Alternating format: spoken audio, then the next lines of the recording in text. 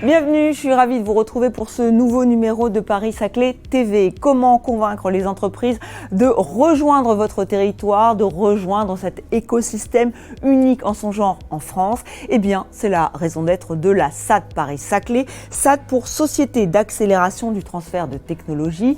En collaboration avec l'EPA Paris-Saclay, cette SAT a mené une étude très fouillée sur la filière intelligence artificielle. Combien de start-up, de grands groupes, de laboratoires, d'entreprises travaillent dans ce domaine? Eh bien, vous saurez tout grâce à une cartographie très précise et vous saurez aussi beaucoup de choses grâce à ce showroom technologique. Alors s'il y a plus d'une centaine de startups installées sur le territoire qui s'intéressent à l'intelligence artificielle, il y a aussi des grands groupes comme IBM.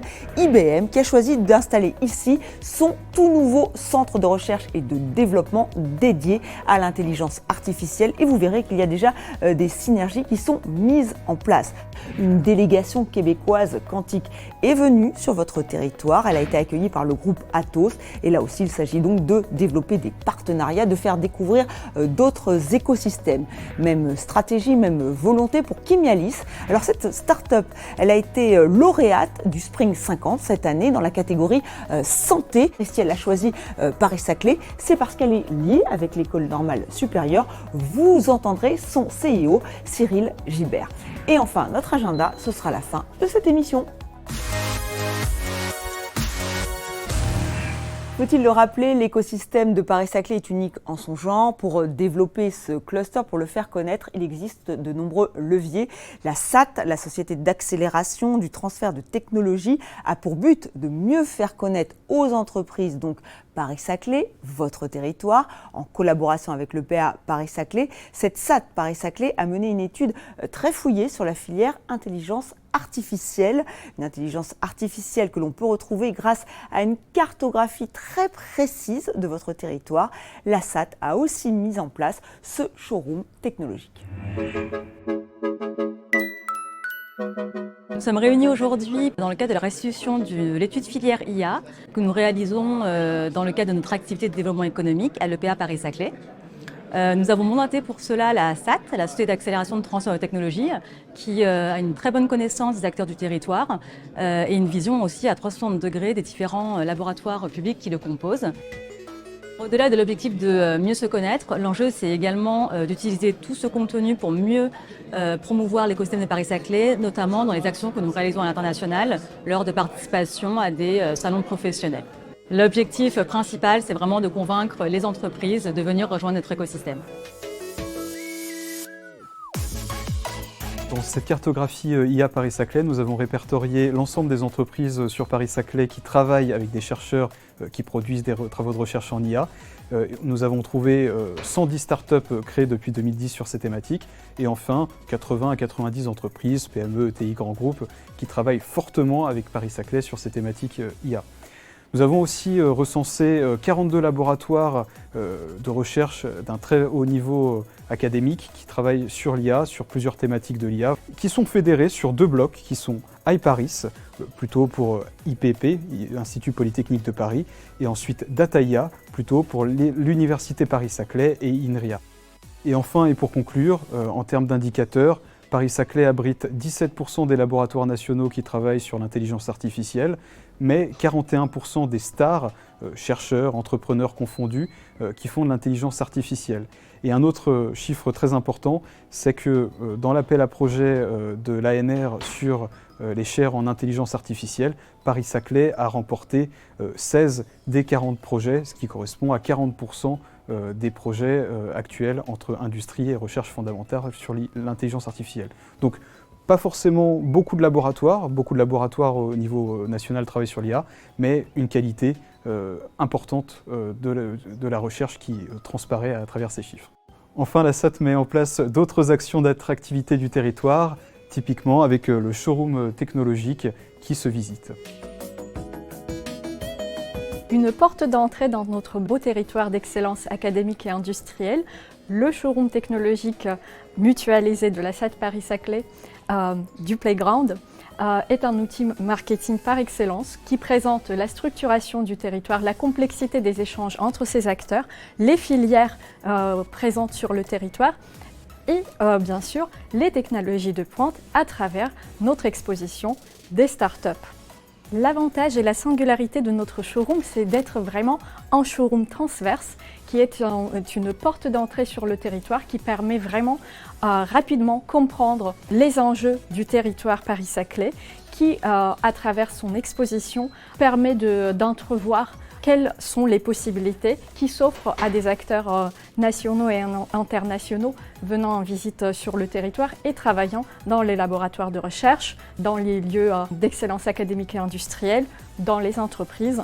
Quel est l'intérêt d'être présent sur ce territoire? Nous pouvons le voir à travers l'exposition de notre showroom technologique mutualisé.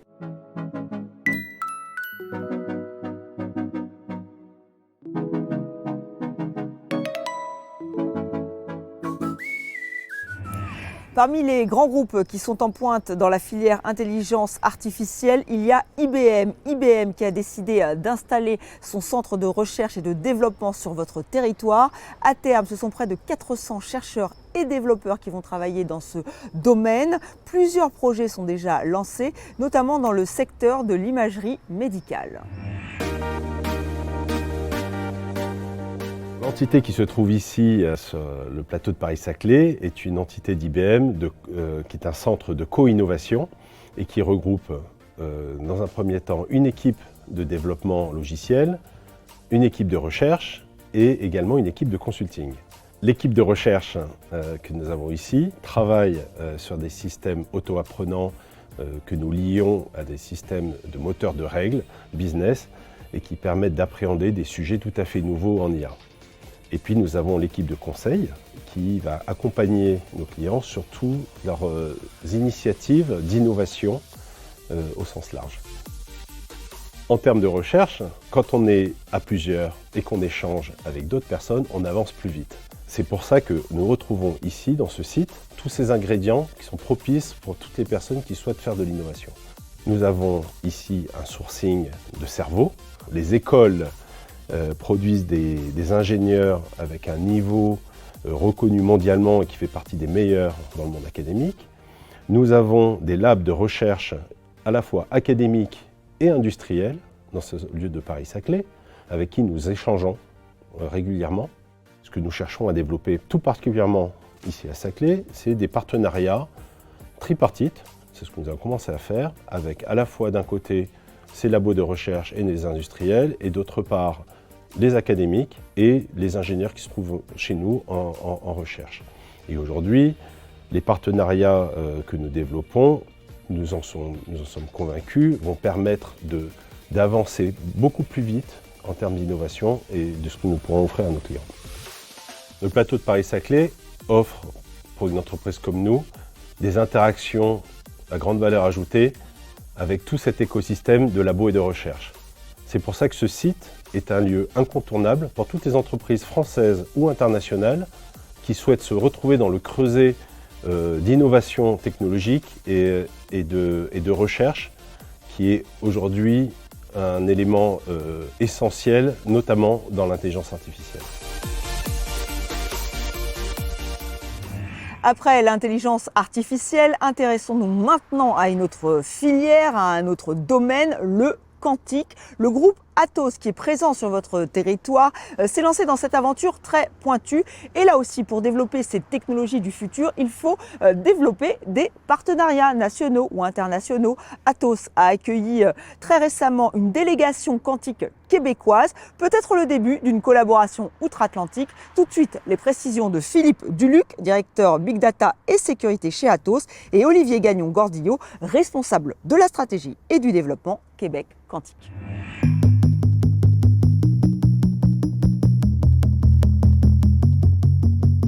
Nous avons le grand plaisir et l'honneur d'accueillir aujourd'hui sur le site des Clés-sous-Bois d'Atos, un principal site de R&D en France d'Atos, une délégation québécoise complètement centrée sur les technologies quantiques. Donc des investisseurs, des startups et des membres des clusters québécois. Alors ça, c'est très important pour Atos d'avoir cette capacité de rencontrer des écosystèmes étrangers en quantum, puisque Atos a commencé à développer une stratégie quantique depuis les années 2016, développer un simulateur quantique, se prépare à développer un supercalculateur hybride quantique. Et dans ce cadre-là, nous recherchons des partenaires. Et nous voulons également participer à la grande aventure du quantique. C'est en fait une véritable industrie qui est en train de se développer. Donc ces écosystèmes sont très précieux à nos yeux et nous permettent de développer des partenariats et d'acquérir une connaissance beaucoup plus fine de ce qui se fait dans le monde dans les technologies quantiques.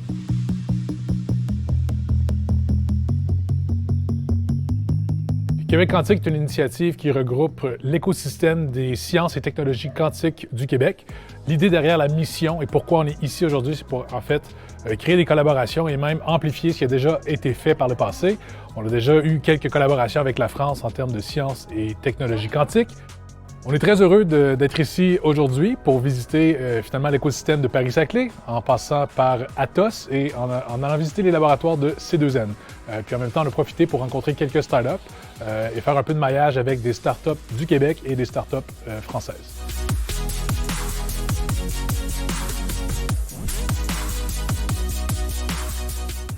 Cet échange entre Atos et cette délégation québécoise est un exemple parmi d'autres de ce qui se joue dans l'écosystème Paris-Saclay.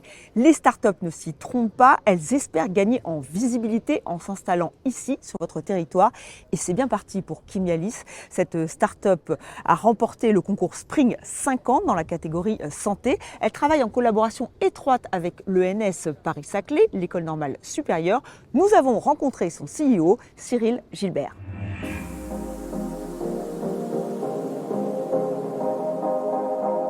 Chez Chimialis, on développe et on commercialise un traitement chimique innovant et breveté qui permet d'améliorer la performance des tests diagnostiques in vitro. Par exemple, des tests rapides, tests bandelettes qu'on a tous utilisés durant la Covid-19. Eh bien, on améliore la limite de détection de ces tests.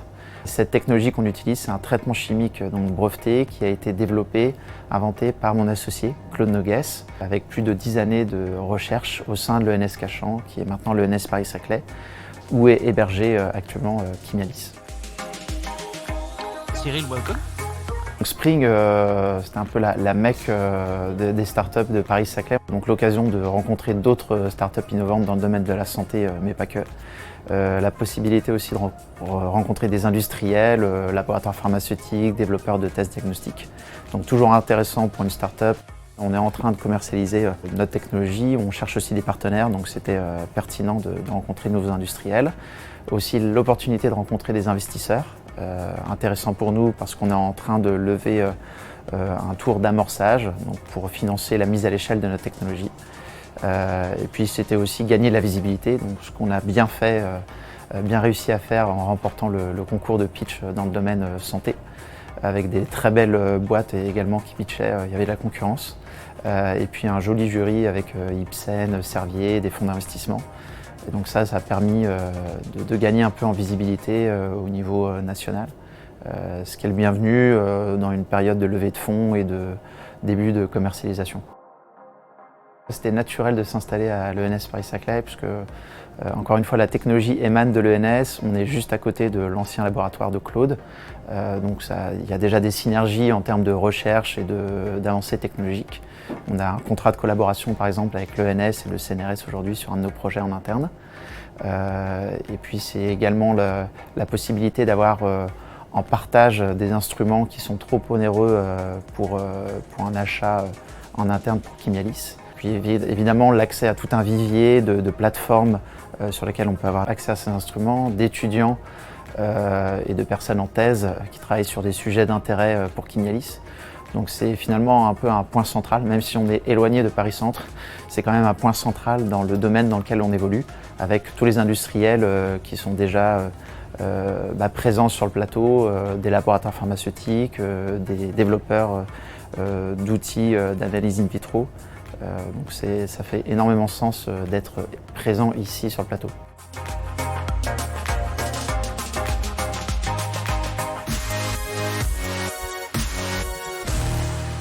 Et maintenant, notre agenda. Vous avez envie de frissonner, de vivre un moment hors sol, hors du temps, magique. Ne ratez pas la funambule Tatiana Mosio Bongonga. Elle évolue sur un fil à 20 mètres de haut pour une traversée de 100 mètres à haut risque au-dessus de la perspective de Martha Pan, l'une des œuvres d'art publiques majeures de Saint-Quentin en Yvelines. Ce sera le 10 juillet. Et enfin, 2 expositions pour les curieux et les amoureux d'architecture. La Société du Grand Paris et l'architecte Dominique Perrault présentent une exposition immersive sur le plus grand projet urbain d'Europe. C'est jusqu'au 13 juillet à l'espace Richaud. Dans l'enceinte de l'ancien hôpital royal sont présentées des cartographies historiques du Grand Paris, du réseau ferré francilien et des quartiers des 68 futures gares. Voilà de quoi préparer la rentrée. Et enfin, l'exposition Territoire en transformation imagine l'espace public de demain en s'intéressant au mouvement de la Terre et à l'usage qu'on en fait. Il y a un focus sur le campus urbain avec le projet de Lisières. Vous avez jusqu'au 10 juillet pour découvrir cette exposition. C'est à Versailles, dans le futur écoquartier de Galie.